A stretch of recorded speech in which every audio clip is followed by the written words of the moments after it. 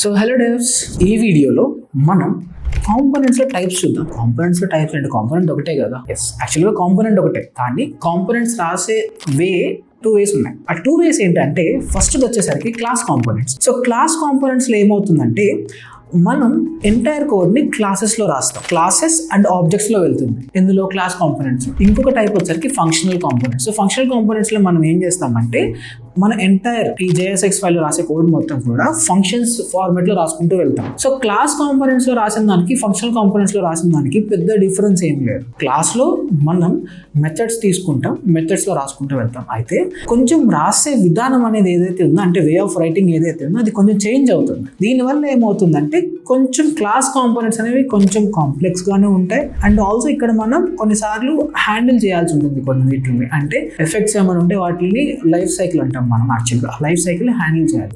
On the other hand functional components నాకు అదేం అక్కర్లేదు. ఫంక్షనల్ కాంపోనెంట్స్లో ఈజీగా రాసేస్తాం. ఎందుకని? కంపేర్ టు క్లాస్, ఫంక్షన్స్లో నాకు బేసిక్గా ఫంక్షన్ ఒకటి క్రియేట్ చేస్తాం, తర్వాత నేను ఏదైతే రిటర్న్ చేద్దాం అనుకున్నా అది రిటర్న్ చేస్తాం. ఇక్కడ ఎక్కడ ఒక క్లాస్ క్రియేట్ చేసి క్లాస్కి ఏమి ఎక్స్టెండ్ చేయాల్సిన ఏం లేవు. జస్ట్ ఆరామ్సే మనం క్రియేట్ చేస్తాం ఒక ఫంక్షన్.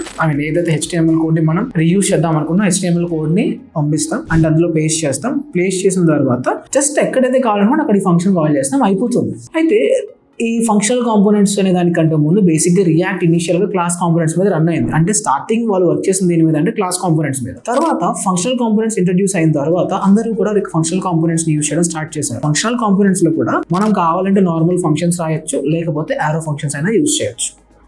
మరిన్ని వీడియోస్ కోసం సబ్స్క్రైబ్ చేసుకోండి బ్రోలీ అకాడమీ.